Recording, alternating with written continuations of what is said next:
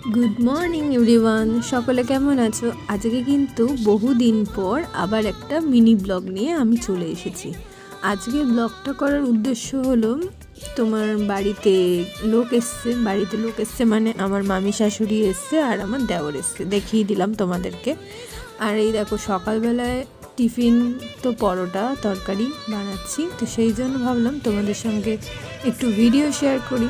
আমার একটা bad habit আছে, কি সেটা, আমি ভিডিও করি ঠিকই তোমাদের সঙ্গে শেয়ার করবো বলো, কিন্তু আমার এডিট করতে সময় পাই না।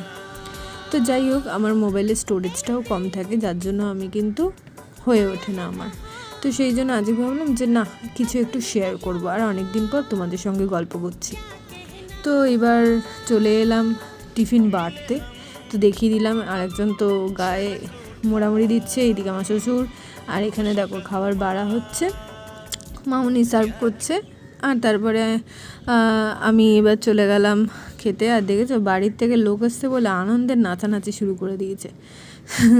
কি বলবো, এই যে খাবার টেবিলে বসে গেছি, আর বাপি কিন্তু আমাকে কমপ্লিমেন্ট দিয়েই দিয়েছে, খুবই ভালো হয়েছে। তো এই ছিল আজকের ব্লগ, কেমন হয়েছে সকলেই জানিও।